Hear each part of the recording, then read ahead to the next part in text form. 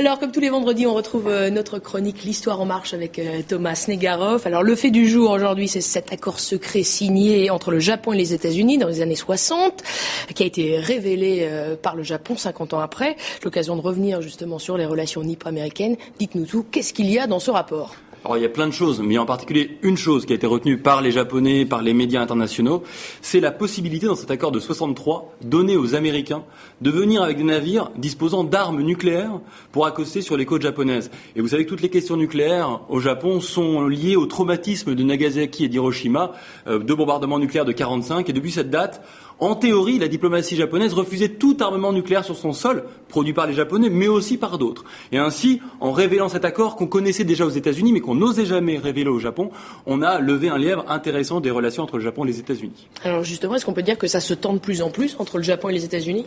Alors de plus en plus, n'oublions pas que les tensions sont anciennes. Il y a 30 ans, elles étaient économiques, essentiellement. C'est l'époque de la montée en puissance économique du Japon et du tassement économique américain. Et donc dans les années 70-80, il y a des tensions fortes, mais jamais politiques. Effectivement, c'est la nouveauté, puisque dans les années 80, on ne remettait pas en cause l'alliance tacite de 1945. Le Japon avait été aidé à se relever par les Américains, et en contrepartie, il y avait un alignement diplomatique total, et l'Amérique avait un allié de poids, le Japon, en Asie. Alors, la base d'Okinawa est notamment le symbole de cette présence américaine, 50 000 GIs aujourd'hui sur le territoire japonais. Alors je crois qu'il y a deux sens qu'on peut retenir rapidement sur la révélation de cet accord secret. Pourquoi le révéler aujourd'hui ? Premier niveau, ça dit beaucoup sur le Japon. Il y a quelques mois, Yukio Hatoyama a brisé l'hégémonie du parti libéral-démocrate au Japon. C'est un parti démocrate centre-gauche qui a été élu. Et on le voit derrière moi, on le voit sur l'image, pardon. Il y a une alliance aujourd'hui qui doit être pied à pied, égal à égal entre le Japon, le nouveau Japon et les États-Unis.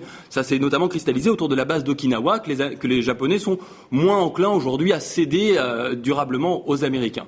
Et puis à un autre échelle, un autre sens qui me semble plus intéressant encore, c'est je crois que cela symbolise un peu la fin du monde de l'après-Yalta. Sur la Yalta, on avait un monde, disons, tenu par les Américains, un monde stabilisé qui aujourd'hui, on le voit, se fragilise. Les Japonais s'éloignent des Américains. En 2003, les Allemands ont refusé la guerre en Irak face aux Américains.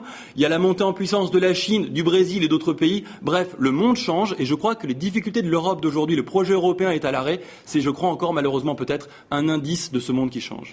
Ce monde multipolaire, voilà. D'une certaine façon. Merci beaucoup, Thomas Snegarov.